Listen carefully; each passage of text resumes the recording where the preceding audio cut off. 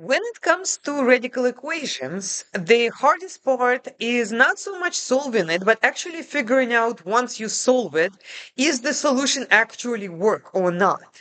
Because sometimes we get these solutions that are called extraneous. And how do we know when a solution is this extraneous? In other words, what happens is it's going to be a solution at some point, but it's not going to be a solution of the original equation. Okay, so how do we figure this out?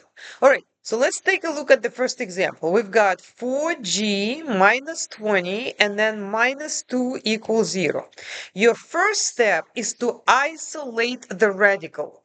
So the expression with the radical, with the square root or cube root or whatever root, should be on one side and everything else should be on the other side. In this case, we're just going to add 2 to both sides, and then we're going to get the square root of 4g minus 20 equals to 2. Then, once you have the radical on one side, then you are going to raise both sides to the same power as the index of the root.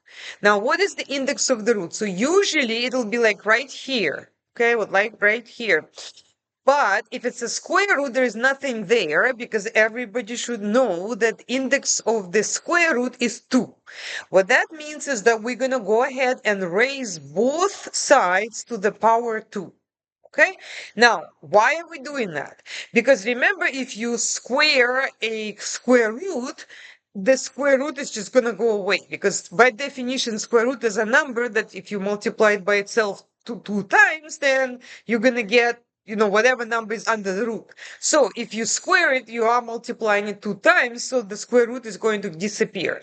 And then you're going to get 4g minus 20 on the left-hand side. Now on the right-hand side, nothing is going to disappear. That's going to be 2 squared, which is 4.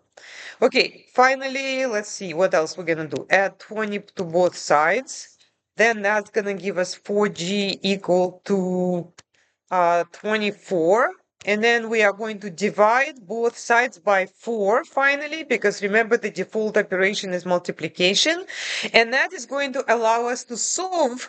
But again, be very, very careful because this solution, which I think works, has to be checked. How do we check it? And it cannot be more important to emphasize it in this specific case that just because it's the solution of the equation that after we squared, it doesn't mean it's actually the solution of the original equation. Because when you are squaring, you get rid of the negative. It is possible that your solution that you get and you think it works is not going to work. So, okay, so how do I know if it's going to work? Super simple. If you think this is 6, okay, so what you're going to do is open up your calculator. All right, so I'm going to open Desmos and you open whichever one you use. Then you're going to enter the whole thing, okay, whatever the equation is, the one side of it. And I'm going to enter 4. Now, instead of the unknown, everywhere where you see it, you put parentheses, okay? And then leave it blank for now. Now, we're supposed to get 0 if this is right.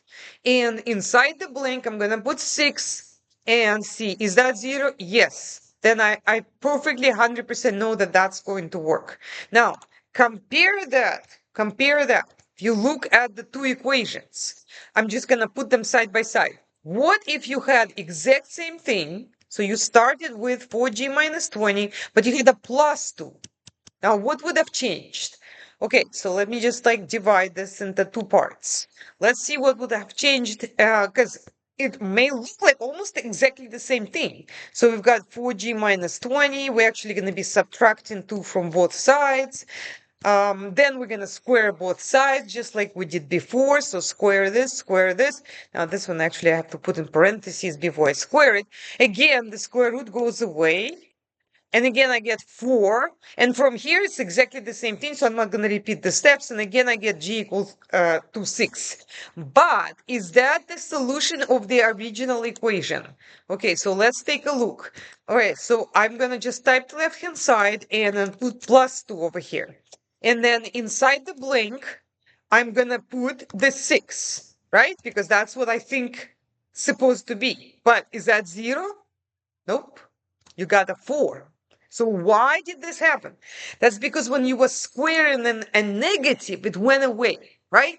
That was the problem. So the sixth thing would not be the solution of the original equation, because when you plugged in 6 for g, it's 24 minus 20. That's 4. Square root of 4 is 2, but 2 plus 2 is not 0. Okay, so that means that because we didn't get a 0 on the other side, this solution g equals 6 is what's called extraneous. And we're just going to type D and E for does not exist.